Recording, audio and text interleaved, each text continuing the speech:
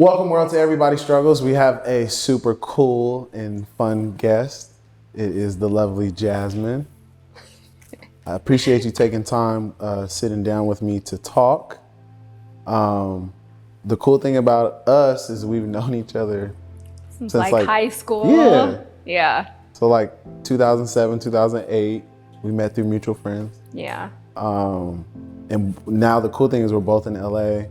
You know, you're a model, an actress. And then we seen each other and connected super randomly too. It was like a festival, I think. Yeah. But I really appreciate you taking time, sitting down with me through your busy schedule. I know a lot about you because we grew up in the Bay. The world doesn't. So tell us a little bit about who you are, where you're from, and what you're currently working on. So I am originally from the Bay Area. Mm-hmm. I work as an actress, and then my 9-to-5 job, I work in live action series, TV development for Lucasfilm. So really, I feel I'm just working on like getting my acting up there. The goal is to not have to work a 9-to-5, but if you live in LA and you're an actress, do not let social media fool you. You cannot just be like, unless you're consecutively booking like a national commercial or a feature film like every month, like you have to work somehow. How these Instagram models are seemingly going on all these trips, I don't know, it's beyond me, but sugar daddy. The goal is to not have to work. But in the meantime, I do love what I do. I feel like, kind of working in TV development helps me with the acting side, and then the acting side also helps me like with the TV development side. And so I'm fairly new in my role. I just started in June. Nice, congrats. So, but that's always really like been my background, but it's challenging learning something new every single day, always kind of like trying to catch up with my peers. So it's always like, I feel like I'm having a curveball thrown at me. Like once I've like mastered one facet, it's like another curveball just like thrown my way. And it's like, okay, I got to learn something else new now. So it gets a little challenging, but that's kind of like my day to day. And especially in the pandemic, like you really kind of don't have anything else to focus on but work. Somehow keeping yourself productive and just doing things to, until this thing is over. And it's funny you say that too, being a creative, like this is a time where you can really master your craft and not get distracted about the parties and traveling and going out, which I feel like a lot of people probably have a hard time with. Yeah, because that balance. Yeah, and also one thing I feel like working 9-to-5 also kind of stifles my creativity in a sense. Like I hate sitting at a desk. So the pandemic has actually been really cool for me. Right. I feel like if you're an actor, this is probably like the best it's ever been. It's really like taken that element out of the struggling actor. Like before it was, I have to work, and then my agent would call me and say, hey, can you make it to Santa Monica in 30 minutes? Like, no, I cannot make it to Santa Monica. Even if I didn't have a 9-to-5. Yeah, right. Even if I didn't have a 9-to-5. Like, have you not seen the traffic out here? So that has been kind of a blessing for me. So now I'm able to like run every single errand I need to. I got like my mobile phone with me, so I can like still work from wherever and then still do all my self-tapes. So this has been a really, really good balance for me this year. That's cool because it doesn't always work like that. Certain things happen. People don't know how to make the right decisions. And I just feel like for creatives, the pandemic was like a blessing. It was. It definitely was. Just being able, and especially, I don't know if we could cuss on here, but just you can do whatever you want. Being away from like all of that like corporate bullshit and not having to deal with coworkers every single day. That's nice because I can really just like tap in and tap out of work whenever I feel like it. Okay, so tell us a little bit about growing up in the Bay. Growing up in the Bay, you should know, was fun. I feel like it is an experience like no other. No one understands what it's like growing up in the Bay. Like I'll try to tell people about like the hyphy movement, and my boyfriend, he's from Atlanta, so he does not understand.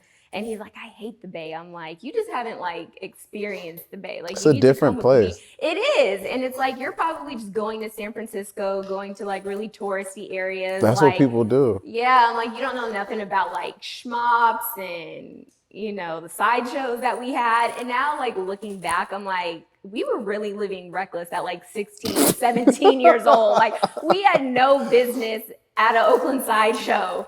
Like or so even crazy. even the parties that we went to. Even like I tell people that all the time. Like if a party got shot up, like it was fun as fuck. And you had to be at the party by like 9 so that it wouldn't get shut down by 11. Yep. That's so terrible. But yeah, our parties, so dope. I feel so fortunate to have grown up in a city like that. It's also very, very diverse. It's a metropolitan area. It's a progressive state, California in itself. My parents are both from the Bay Area. So my mom grew up in Richmond. My dad was from San Francisco. Nice. And I lived in Richmond till I was probably about 10 or 11. And then we moved to Fairfield. So that's probably where I spent a lot of my primary years. So I went to middle school out there, high school, and it really shaped who I am. I always like wonder what my life would be like had I stayed over in Richmond and like gone to school out there. Like how different would I be? But again, my family's from there, so I have like a lot of connections. And then I went to DVC, which is a community college in Diablo Valley. Yeah, so like I ended up connecting with so many people like who I was friends with when I was younger. So that really like brought me back to kind of like my Bay Area roots again, since people don't consider Fairfield as the Bay. That really like brought me back and connected me in that way. And so whenever I go home, like I'm always staying with my grandparents in Richmond, like try to avoid Fairfield like the plague because it is pretty much nothing out there. But it was really fun growing up out in the Bay Area. Nice. So now I'm going to ask you something, the next question, it's a little more personal, but what's the hardest thing you've ever dealt with in your life? The hardest thing, I feel like probably back around like 2017, that's when I decided to quit my job and pursue acting full time. Again, back to that whole, like, I don't know how people are acting and don't have a job. Like, it does not work at all. Like, I remember for probably a year, just sitting at home, waiting for my agent to give me a call, tell me if I booked something, tell me if I had an audition, but like not working. So you don't really like have the funds to go out, do things that you want to do, especially being an actor. It's not cheap at all. Like you have to pay for headshots. That could run you like $700 max, maybe even $1,000 for really, really good headshots. You have to always like stay and hone in on your craft. You have to take acting classes, and I dance too. So then you have to like take dancing classes and like whatever it is kind of like specialty you're engaged in, like you have to like really be on top of that. So that was probably something that set me back for years. I think like, and it's very reminiscent of kind of being on lockdown. Like some days, even though I do love working from home, I'll just be like, man, like I don't think I've seen the sun in like 3 days. Like I don't think I've like really talked to anyone else and like engaged with people physically in a few days. And so that's kind of how it was for a year straight. So I think like it kind of impaired my social skills, just completely set me back. And it was only a year. So that is something I will never, ever do again. Like I need to work and I need money, and this whole facade that social media is running, like you could just live life, and especially in LA, you know, like it's kind of like that LA lifestyle, just brunching every day, shopping, not really doing anything, living carefree. That doesn't really exist. So nah, that's don't true. recommend. Well, you know, people try to act like they're living a life, you know, that they really, you know. They're really not. But what did you do to get yourself out of that situation to kind of, you know, to get over it? So I really had to like build myself back up mentally. I feel like it really took a mental toll on me. Again, I said that my social skills were kind of like severely impaired. You know, like your confidence is kind of impaired as well, because it's like, well, I'm not booking anything. Like, is it me? Is there something that I'm doing wrong? Like that can really eat away at you. So I think I kind of like branched out by just getting like a part-time job or something so that I can still act full-time. That still wasn't good enough, but it still kind of like got me back out there. And I think I just had to like slowly build up that way. And then I got my first position at Disney. And so then that kind of really just like thrusted me back into the game. And that was about 2 years ago. So I feel like I'm still like repairing the trauma that was done and still kind of building myself And then the back pandemic up. happened, you're like, And right, it's like I can't catch a break, but the pandemic has been a blessing in disguise. And now I finally have like a really good position with my role over at Lucasfilm. So I'm getting there slowly but surely, but even like I still struggle with that too. right. You know, growing up in Fairfield, it's like really a blue collar city. Neither one of my parents went to college. So I feel like I'm always having to like find my way. Like there was never like a blueprint given to me because they didn't go to college. So they don't really like know what to do. They don't really, you know to tell me like, okay, you're at this age, you should be saving up for this, you should be investing, you should be doing that. Or even like when it came to college, like I regret going to JC. Like had I known better, I think I would have just went straight to a 4-year. But like no one ever really told me like these are kind of the ramifications if you're behind. And so I still feel like I'm like making up for decisions I made when I was like in my 20s. But I mean, that's kind of how we all are. It's such a struggle. Should it be though? Like, and especially like we have like in our generation, we have so many conversations about like dealing with childhood trauma and like relearning like how to talk to your kids, how to be open with your children.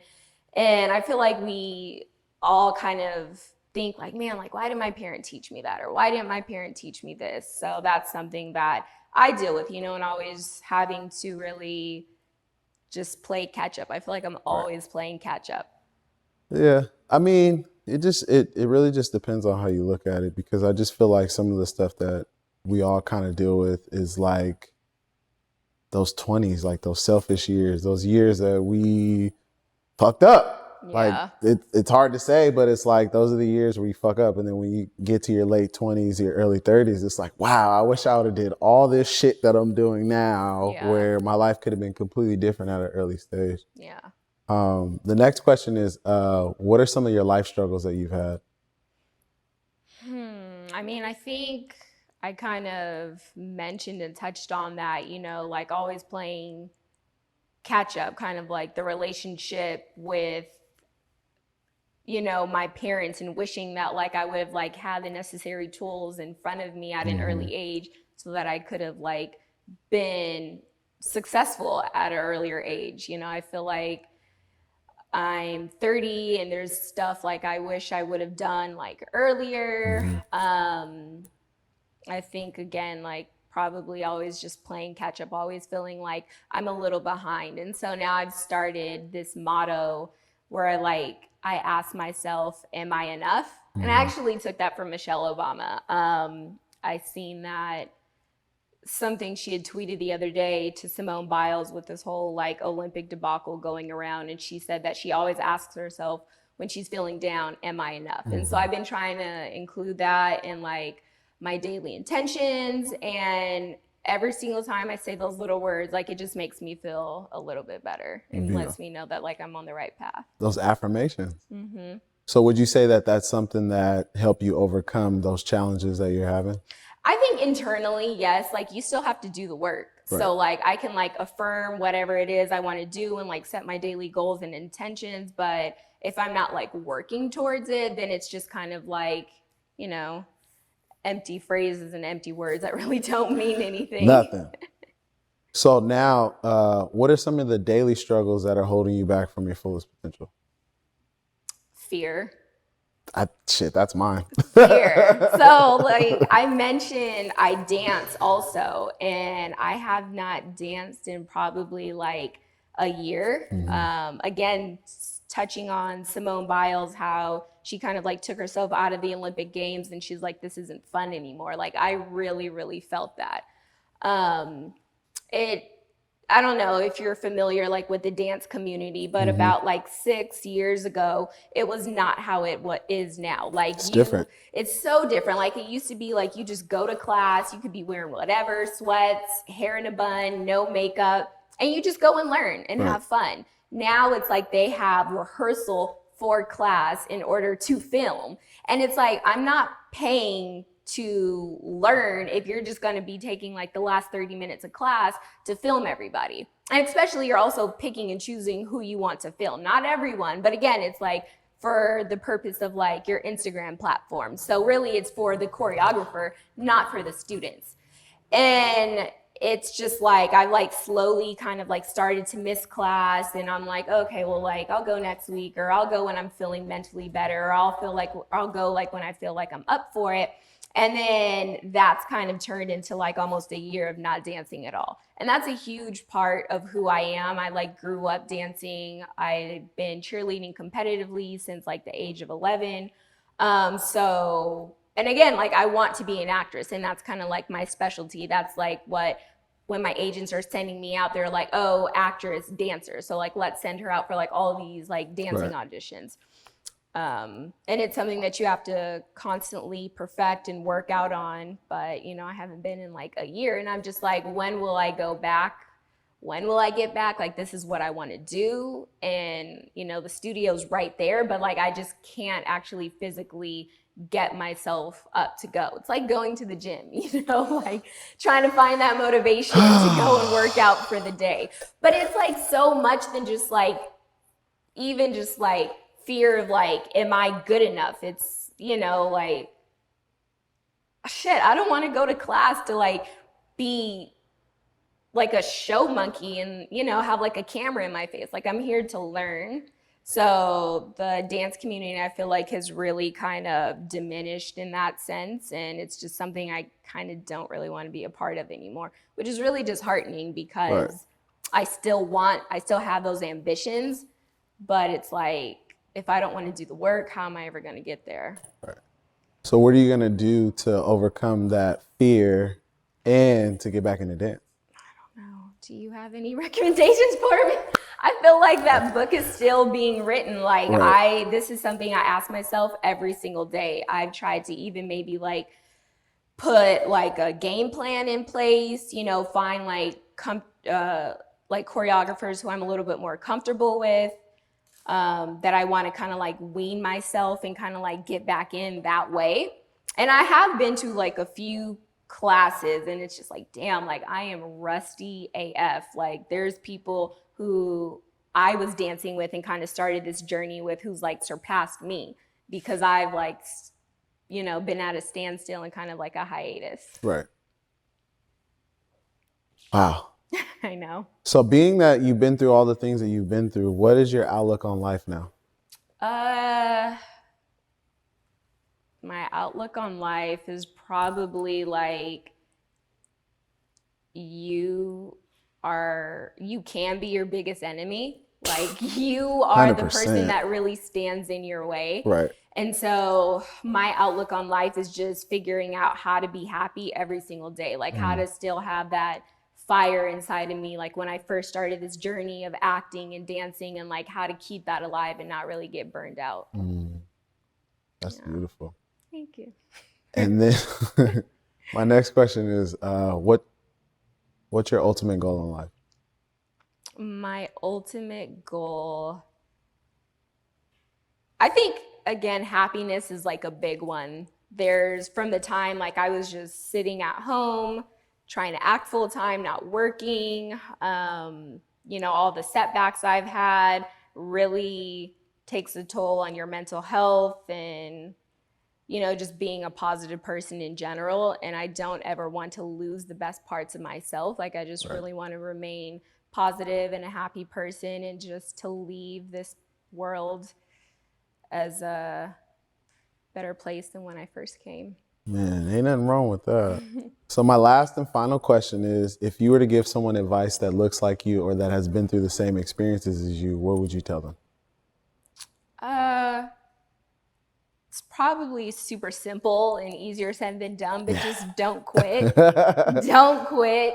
You know, only you know what's best for you. Don't let outside sources or influences get you down. You are good enough. And if it's something that you really, really want to do and you really want to pursue, and something inside of you is telling you to keep going, then listen. Oh, that's beautiful. Well, I appreciate you taking the time to sit down with me. Thank you. It was amazing. Me. Thank you for having me. Make sure you guys follow Jasmine on social media. And I appreciate you guys watching. And look out for the next episode. And please leave comments, questions below, and follow us. Thank you.